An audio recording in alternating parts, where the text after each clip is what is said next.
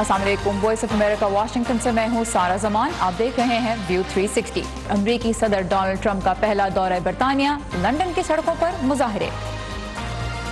आज के शो में और किन मौज़ूआत पर हम आपके लिए रिपोर्ट्स लेकर आए हैं, देखते हैं उसकी एक झलक। यह है वॉइस ऑफ अमेरिका की पेशकश view 360।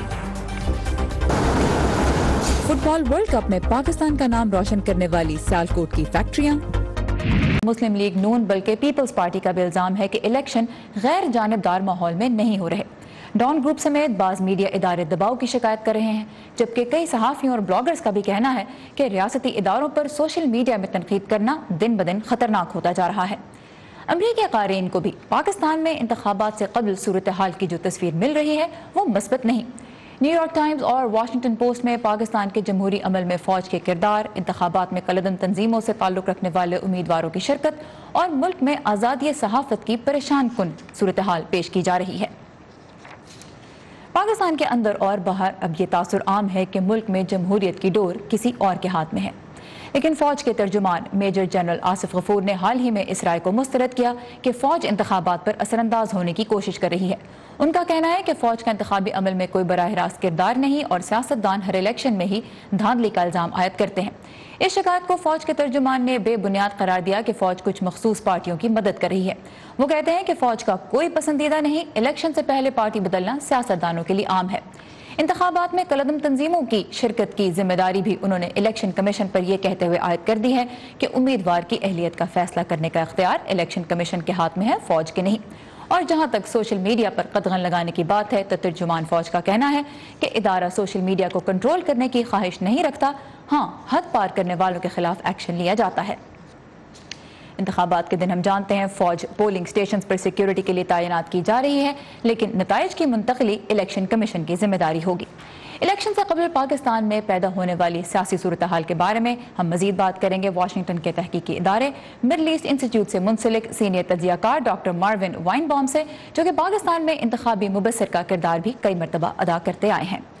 Dr. Weinbaum, thank you for joining View 360. Looking at the situation that is developing in Pakistan, the criticism that's coming from various circles, would you say that Pakistan is headed towards free and fair elections? Well, I think it depends how you define that. If you define that in terms of whether there will be shenanigans at the polling place, I don't believe that's going to happen. But what we've seen in the last, certainly in the last few weeks, and particularly in the last few days, are developments which do throw into doubt whether there can be a truly fair election. I'm referring particularly to the fact that there seems to be a very deliberate effort here to make certain that the PMLN does not form or be a major partner in any new government. Right, so doctor Marvin वाइनबॉम कहते हैं कि जब हम free and fair यानी आज़ाद इंतखाबात की और मुनसिफाना इंतखाबात की बात करते हैं तो अगर तो लोगों का ये इस बारे में सोचना है कि इंतखाबात के दिन पोलिंग स्टेशन पर किसी किस्म की गड़बड़ होगी तो वो कहते हैं कि ऐसी सूरत हाल तो पैदा होती नज़र नहीं आ रही। लेकिन दूसरे जानिब उनका कहना है कि जहाँ तक सियासी सूरत हाल की बात है तो अब ये बहुत वाज़ेह है कि पाकिस्तान मुस्लिम लीग नून को हुकूमत बनाने या हुकूमत में कोई अहम किरदार अदा करने का जो मौका है उससे रोकने की मुकम्मल एक भरपूर कोशिश की जा रही है। Dr. Weinbaum, in a democracy, the expectation is that the political scenario would basically represent the public's opinion. Looking at the situation right now, does it look like that? Do you see that the public's opinion is being represented? Well, we don't really know. There are polls in Pakistan, but they're notoriously unreliable. I think that what we're looking here is one of the most uncertain elections in perhaps the history of elections in Pakistan. I think until now, the feeling was that the PMLN would probably be able to form a coalition government. It would have a weak plurality, but recent developments, and particularly the sentencing of Nawaz Sharif, his daughter and son-in-law, have changed the dynamics of the election. And it strikes me now that given what has transpired between PML leadership and the military and the judiciary, I see no way in which the PML can be part of any new government. I think that, in effect, they've crossed the river here, and there's no turning back on this. So doctor Weinbaum کہتے ہیں کہ جہاں تک رائے کے جائزوں کی بات ہے تو وہ پاکستان میں ماضی میں بھی بہت موقر نہیں رہے، ان کے نتائج جو ہیں وہ بہت زیادہ ان پہ بھروسہ نہیں کیا جا سکتا، لیکن غیر یقینی کی ایک صورتحال ہے جو پہلے اس طرح کی غیر یقینی وہ کہتے ہیں نہیں دیکھی گئی، اور اس کی وجہ یہی ہے کہ پہلے یہ توقع تھی کہ شاید PMLN مخلوط حکومت بنا لے یا کسی قسم کے ایک سیٹ اپ میں اس کا کوئی حصہ ہو، لیکن اب جو ڈائنامک پیدا ہوا ہے ریاستی اداروں کے درمیان اور اس سیاسی جماعت کے درمیان، اس سے صورتحال بہت مختلف ہو گئی ہے اس سے جو پہلے ایکسپیکٹ کی جا رہی تھی۔ Doctor Weinbaum, I want to know this. In terms of a democracy, when we look at a democracy, the expectation is that different political parties will have a level playing field. So people's expectations, so people's desires are reflected in the final result of an election. When political parties are complaining that they don't have a level playing field, would you say that then the election would in fact reflect the public's opinion, would in fact be a representation of democratic opinions? Well, it's going to be very much in the eye of the beholder. I think that whatever the results are, you can be sure, given Pakistan's experience with elections, that whoever loses is going to claim that it was stolen. And to some extent, they may be correct. But I think what we're facing here is perhaps one of the most blatant examples here of an effort here to make certain here that the election does not, as I said before, does not fall to a government which could then seek retribution against the judiciary and the military. All right. So doctor Weinbaum کہتے ہیں کہ جہاں تک اس بات کا تعلق ہے کہ ایک جمہوریت عوام کی امنگوں کے ترجمان ہوتی ہے اور الیکشن کے نتائج عوام کی امنگوں کے ترجمان ہوتے ہیں، تو ان کا کہنا ہے کہ یہ ممکن ہے کہ انتخابات کے نتائج پر تنقید کی جائے، لیکن اس وقت ایک ایسا سیٹ اپ جو ہے اس کی طرف ہم دیکھ رہے ہیں کہ پاکستان جا رہا ہے جہاں پہ انتخابات کے نتائج کے بعد کوئی ایسی حکومت سامنے نہ آئے جو ریاستی اداروں سے کسی قسم کا بھی بقول ڈاکٹر وائنبام کے انتقام لینے کی کوشش کرے۔ Doctor Marvin Weinbaum, we really appreciate your time and your insight. You're welcome. اور آپ کو ایک مرتبہ پھر بتاتے چلیں کہ ڈاکٹر وائنبام جن کا تعلق مڈل ایسٹ انسٹیٹیوٹ سے ہے، پاکستان میں ماضی کے کئی انتخابات میں بین الاقوامی مبصر کے طور پہ پاکستان میں موجود رہ چکے ہیں۔ اور اب کچھ بات کرتے ہیں امریکہ کی۔ بطور صدر ڈونلڈ ٹرمپ برطانیہ کے پہلے دورے پر ہیں، جہاں ان کے ایک بیان سے دو طرفہ تعاون کی کوششوں پر سوالیہ نشان لگ گیا ہے۔ برطانوی اخبار دی سن سے ایک انٹرویو میں صدر نے کہا ہے کہ وزیراعظم تھریسا مے نے بریکزٹ منصوبہ بندی سے متعلق ان کے مشورے پر عمل نہیں کیا۔ اگر منصوبہ موجودہ شکل میں نافذ ہوتا ہے تو ممکن ہے امریکہ برطانیہ کے ساتھ آزاد تجارت کا معاہدہ بھی نہ کرے۔ صدر کی آمد کے موقع پر لندن کی سڑکوں پر مظاہرے بھی کیے گئے۔ لندن کے میئر صادق خان کا کہنا ہے کہ یہ مظاہرے امریکہ کے خلاف نہیں، خوف اور مایوسی کی سیاست کے خلاف ہیں۔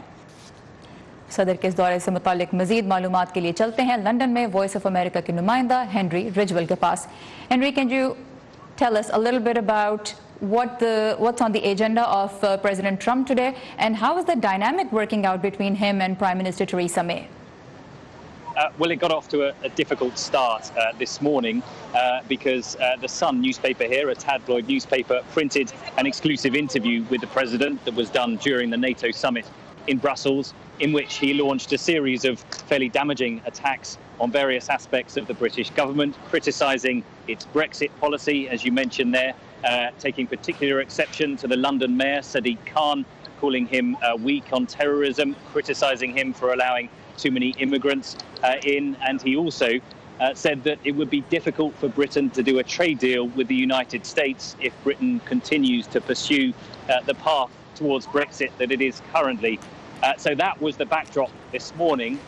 The President and his counterpart in Britain, Prime Minister Theresa May, are holding talks as we speak, not in London, because I think they're trying to avoid the protests here, but at Chequers, which is the government's country retreat. And there will be a press conference later this afternoon following those talks. So we'll learn a little bit more about whether they've managed to get over that bad start and what the substance of those talks will be. Alright, so Henry رجول کہتے ہیں کہ جو مذاکرات ہیں امریکہ اور برطانیہ کی قیادت کے درمیان وہ ایک تناؤ کے ماحول میں شروع ہوئے ہیں، بہت مثبت ماحول نہیں ہے، اور اس کی وجہ یہ ہے کہ صدر ٹرمپ نے جو تھریسا مے پہ تنقید کی، ان کے بریکزٹ پلان پہ تنقید کی، اس کی وجہ سے صورتحال ایسی ڈیولپ ہوئی، اور اس کے علاوہ انہوں نے لندن کے میئر کو صادق خان کو بھی دہشت گردی کے خلاف کمزور قرار دیا، اور اسی وجہ سے ملاقات بھی اس وقت مظاہروں کے پیش نظر لندن میں نہیں ہو رہی، بلکہ جو مذاکرات ہیں پرائم منسٹر تھریسا مے اور پریزیڈنٹ ٹرمپ کے درمیان وہ ایک لندن کے نواحی علاقے علاقے میں چیکرز میں ہو رہے ہیں, جو کہ ایک سیپریٹ جگہ ہے جہاں سے برطانوی حکومت کام کرتی ہے. Henry, what about the protest? We know, we have heard a lot about them. What's the scene like on London Street today? Well, they're just starting to warm up now. The plan is that the protest will start in central London in a place called Portland Place, and then they will march through the streets of central London for about a mile and a half down to where I am now, which is Parliament Square in front of the Houses of Parliament. You can see behind me. They will gather here. There will be speeches from demonstrators, from some politicians opposed to Donald Trump's visit. You just missed this morning a giant balloon that was flying in the sky above Parliament Square here, which pictured Donald Trump as a baby with a nappy holding a mobile phone, purportedly using Twitter. There was a lot of controversy over the use of that balloon as a method of protest, with some lawmakers saying it was disrespectful. President Trump yesterday in Brussels said he's not bothered by the protests, but he seemed to be a bit more sensitive in that newspaper article we mentioned this morning. All right. So Henry رجول نے ہمیں بتایا کہ جو protest ہو رہے ہیں, جو مظاہرے ہو رہے ہیں اس وقت صدر ٹرمپ کی آمد کے خلاف, وہ لندن میں ہو رہے ہیں. وسطی لندن سے شروع ہو کے پارلیمنٹ تک جائیں گے اور وہاں پہ پھر تقاریر کریں گے جو مظاہرین ہیں. اور یہ ہے کہ صدر کے خلاف اس وقت, ان کے دورے کے خلاف, ایک جو جائنٹ بلون جو چھوڑا گیا, وہ ہم نے بھی آپ کو اس کے مناظر دکھائے سوشل میڈیا پہ اور نیوز میڈیا میں. اس کو بہت کوریج مل رہی ہے, جس میں صدر ٹرمپ کو ایک بچے کی طرح دکھایا گیا ہے جو موبائل فون استعمال کر رہا ہے, جس سے یہ دکھایا گیا کہ وہ ٹویٹر پر ہے. تو صدر ٹرمپ کا یہ کہنا ہے کہ وہ ان مظاہروں پہ بہت زیادہ توجہ نہیں دے رہے, وہ ان کے بارے میں بہت زیادہ حساس نہیں ہیں. لیکن پھر انہوں نے اپنے انٹرویو میں جو باتیں کہیں, ان کی وجہ سے صورتحال میں ایک تناؤ کی کیفیت نظر آئی ہے. ہنری رجول, thank you very much for giving us this update from London. Good to be with you. اور جہاں ایک طرف روایتی حلیف برطانیہ کے ساتھ امریکہ کے تعلقات میں تناؤ دکھائی دے رہا ہے, وہیں صدر ٹرمپ روایتی حریف شمالی کوریا کے ساتھ تعلقات میں گرمجوشی کی تصویر پیش کر رہے ہیں. صدر ٹرمپ نے ٹویٹر پر کہا کہ انہیں شمالی کوریا کے لیڈر کم جونگ ان کی طرف سے ایک بہت اچھا خط ملا ہے, جس سے ظاہر ہوتا ہے کہ شمالی کوریا تعلقات میں بہتری سے خوش ہے. لیکن گزشتہ روز جب یہ خط منظر عام پر آیا, شمالی کوریا اور امریکہ کے عہدیداروں کے درمیان کورین جنگ میں ہلاک ہونے والے امریکی فوجیوں کی باقیات کی واپسی کے بارے میں بات چیت منسوخ ہو گئی تھی, جسے دونوں ملکوں کے درمیان تناؤ کی نئی علامت کے طور پر دیکھا جا رہا تھا. اور پاکستان میں آج ایک بہت اہم دن ہے. تازہ ترین معلومات کے لیے آئیے ہماری ویب سائٹ urduvoa.com پر, جہاں آج کے روز رونما ہونے والے واقعات کے بارے میں خبریں اور تجزیے ہم آپ کے لیے مسلسل پیش کرتے رہیں گے. دنیا بھر سے پچھلے کچھ گھنٹوں کے دوران ملنے والی اہم خبروں کی جھلکیاں آئیے دیکھتے ہیں آج کے ورلڈ ویو میں. چین کے مختلف علاقوں میں شدید بارشوں کے باعث سیلاب کی صورتحال پیدا ہو گئی ہے. سرکاری نیوز ایجنسی سنوا کے مطابق صرف چونگ کنگ نامی شہر میں کم از کم 80,000 افراد کو محفوظ مقامات پر منتقل کیا گیا ہے. کئی علاقوں میں سیاحتی مراکز بند کرنے پڑے ہیں اور ٹریفک کا نظام درم برم ہو کر رہ گیا ہے. صوبے سچوان کی ماؤ کاؤنٹی میں سیلابوں سے قومی شاہراہ کو نقصان پہنچا ہے اور کئی پل تباہ ہو گئے ہیں. بھارت میں جزوی سورج گرہن کی وجہ سے ملک کی شمالی ریاست اتر پردیش کے شہر وارانسی میں ہندوؤں نے دریائے گنگا میں غسل لیا. بہت سے ہندو مقدس دریا میں نہانے کے لیے وارانسی کی مشہور دساوامید گھاٹ پہنچے. ملک بھر میں مندر بند رہے اور لوگوں نے سورج گرہن کے دوران کھانا پکانے اور کھانے سے گریز کیا. ہندو مردوں اور خواتین نے گرہن کم ہونے کے بعد دریا میں کھڑے ہو کر مذہبی رسومات ادا کی. امریکی ریاست کلوراڈو میں ایک اسکول بس کو حادثہ پیش آنے سے درجنوں افراد زخمی ہو گئے. تفتیشی اہلکاروں کے مطابق حادثہ اس وقت پیش آیا جب ڈرائیور کو نیند آنے سے اس کا ٹرک ایک اسکول بس سے جا ٹکرایا, جس کے نتیجے میں بس سڑک کی ایک طرف الٹ گئی. حادثے کے وقت بس میں 29 طلباء سمیت 35 افراد سوار تھے.